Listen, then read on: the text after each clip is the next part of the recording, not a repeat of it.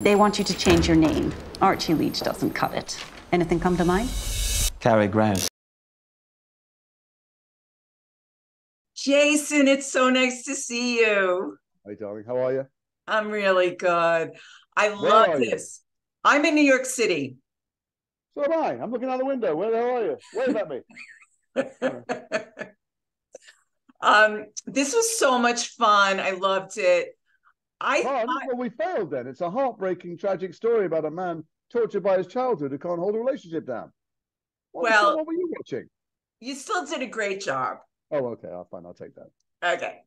So tell me how the role came to you. How did it come on your radar?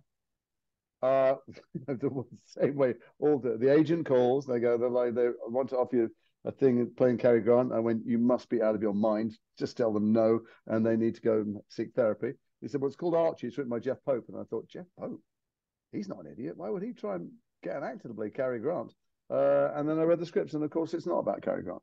It's about Archie Leach, who was the polar opposite of Cary Grant. Cary Grant was a character he created in some ways to try and solve his terrible, damaged insides and fill a hole that was left empty from his abusive and catastrophic childhood.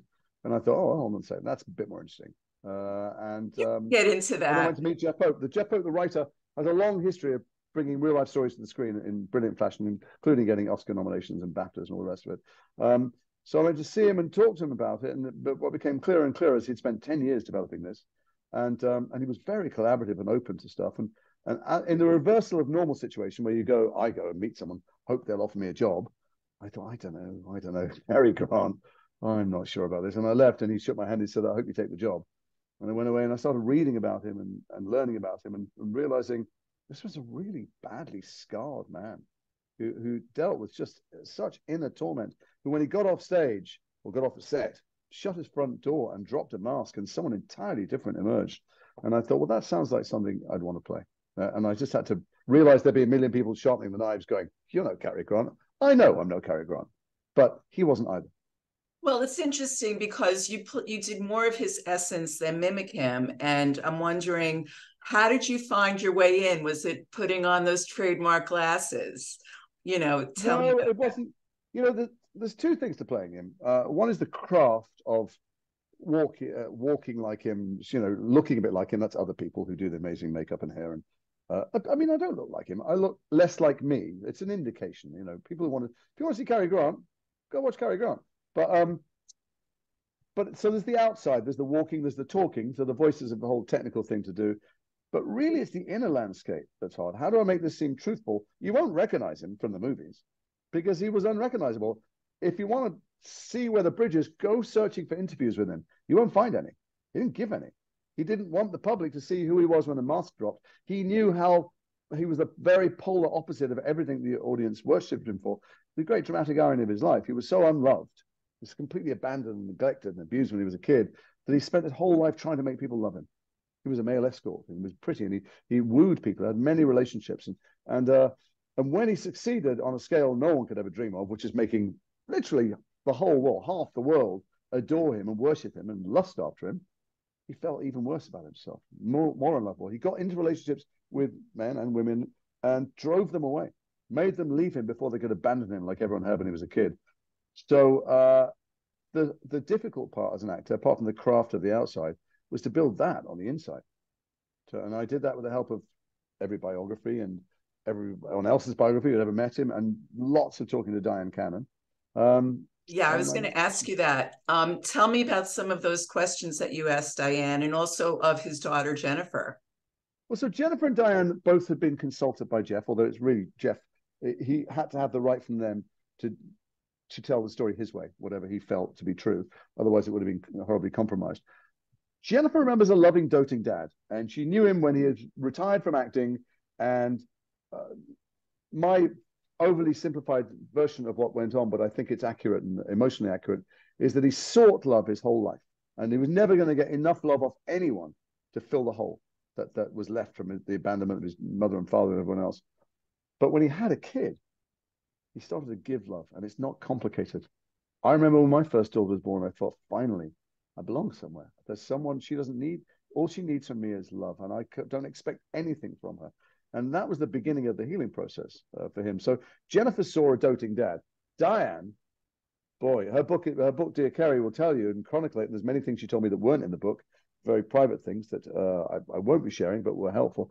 But she was wooed by Cary Grant, but she married Archie Leach.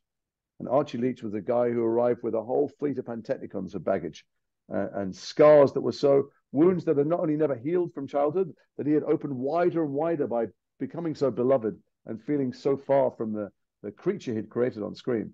And Diane had such a terrible time. I kept apologizing to her, apologizing for what she had to go through as a young woman. You know, I've got daughters that weren't very much younger than she was when she married him, and that she shouldn't have had to, and she shouldn't have had to endure this pain. But who was she going to tell? And also, she was committed to marriage. She was she was born out of her time. Really, she thought you marry someone for life and that's it. And she put up with really an extraordinarily an onslaught in every area before finally she walked away. So anyway, I think the question was about research. I lost myself, but she chronicled for me in such detail with real generosity. Looking back, she took a long time before she wrote a book, and it's 10 years after the book, before this was made. She's able to forgive him and not carry resentment and anger in her heart, because she could see the fault lines going all the way back to his childhood. She knew where his terrible behavior came from. She knew in many ways he was his own worst enemy, no matter what he did to her.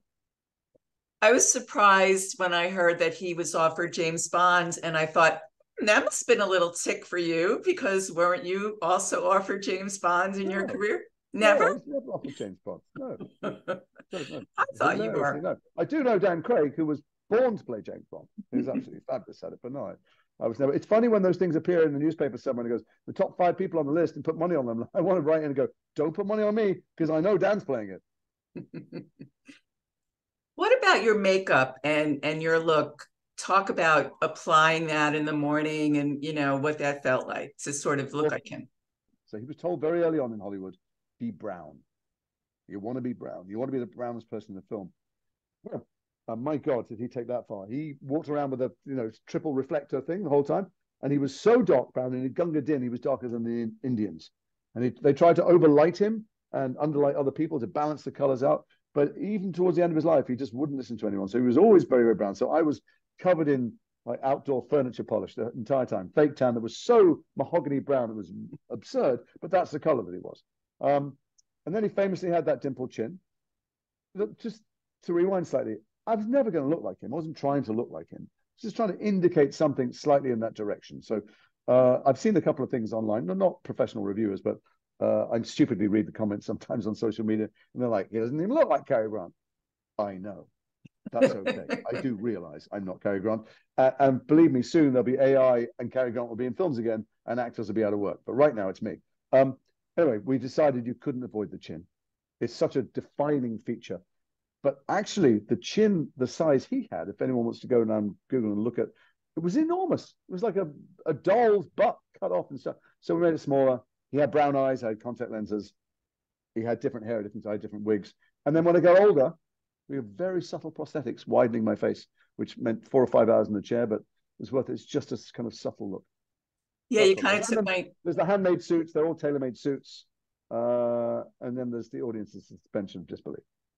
Yeah, you kind of took my next question of sort of going from the younger version to the older version and how you sort of found your way there. Well, his voice changed. I mean, his gait changed. He was an acrobat when he was a kid. He wanted still to be an acrobat and to be bouncy when he was older, but your knees and your elbows go a bit.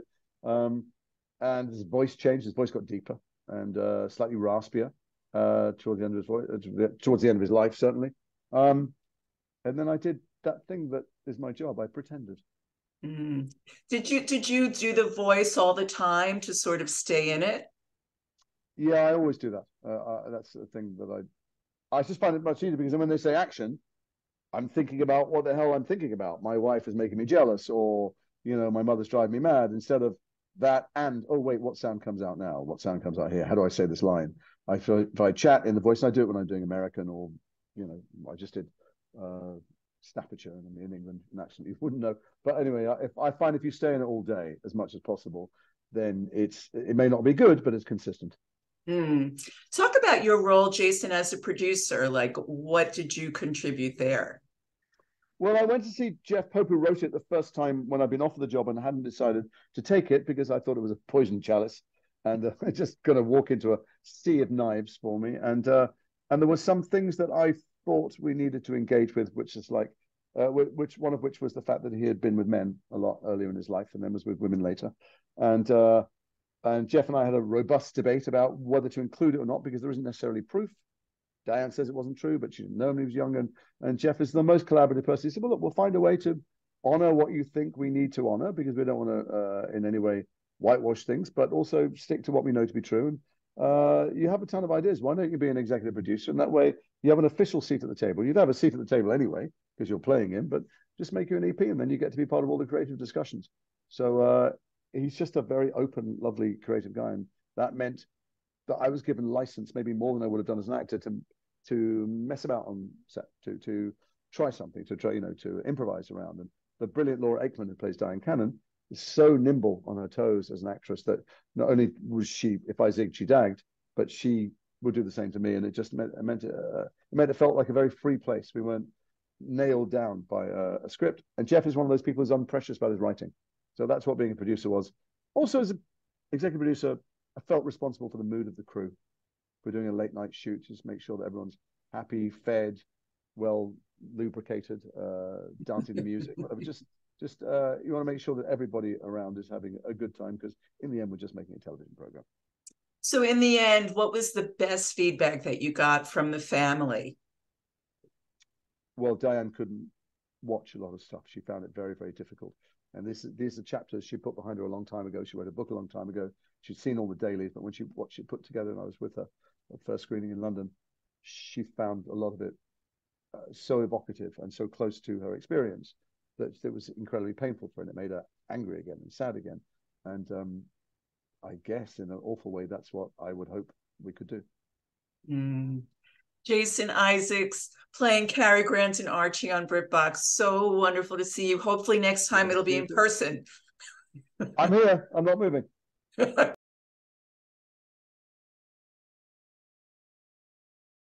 She is by far my best production.